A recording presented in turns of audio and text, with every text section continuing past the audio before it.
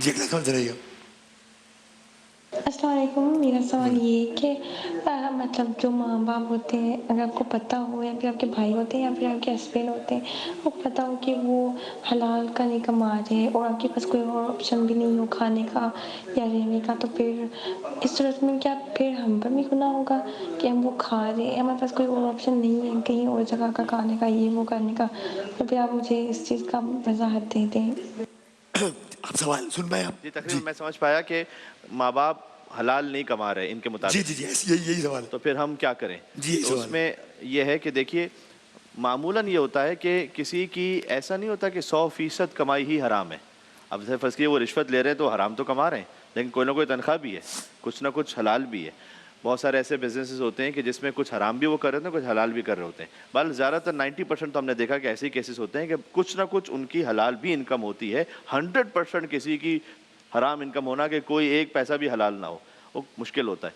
तो ऐसी सूरत में तो मसला खैर आसान रहता है। वो ये है कि वो ये नियत कर लें कि जो कुछ भी उनकी हलाल की कमाई है, तो मैं उससे अपने गुज़र बसर का एहतमाम कर रहा हूँ। तो वो खुद ब खुद उसके लिए हलाल हो जाएगा। दूसरा ये है कि अगर फ़र्ज़ कीजिए कि कोई ऐसा मामला है कि जिसमें 100% ही हराम है और इनके लिए भी किसी किस्म का कोई, जैसे इन्होंने खुद सवाल के आखिर में कहा कि हम कहीं और जा भी नहीं सकते, ना हम कोई खा भी नहीं सकते, तो इसको कहते हैं हरज लाज़िमाना। हरज लाज़िमाना का मतलब है कि मैं खुद एक सूरत हाल को नहीं चाह रहा, लेकिन इसको मैं अवॉइड कर ही नहीं सकता। इसके अनबेरेबल कॉन्सिक्वेंसेस, जी, जी, जैसे जी, जी। अगर मरने लगूँ तो फिर बिलाकर मुर्दार भी हलाल हो जाता है और शराब भी हलाल हो जाती है उस वक़्त तक के लिए कि जब तक कि मुझे अपनी जान बचाना वाजिब हो जाए। तो ऐसी सूरत में बज़ाहिर ऐसा लगता है, ख़ास तौर पर अगर ये मस्तूर है, जैसे कि खातून का सवाल था, तो कि बेटी हैं, वो कहीं और जा भी नहीं सकती, इतना रिकमेंडेड भी नहीं कि वो कहीं और जाके खुद से काम करने लगें। तो ये एक हरज की ऐसी कैफ़ियत है कि इनके लिए फिर वो हलाल हो जाएगा। इनके वालिद साहब की वो ज़िम्मेदारी है, इन पर कोई शरई हिसाब किताब नहीं। कितना? जी हाँ, बिल्कुल ऐसा ही है टोटली कि 100% ज़रूरी नहीं है कि किसी की आमदनी हराम हो।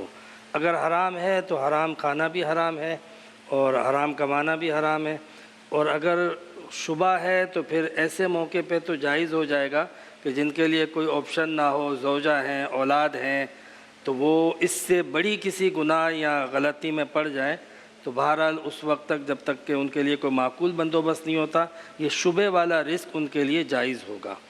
मुनासिब, ठीक हो गया।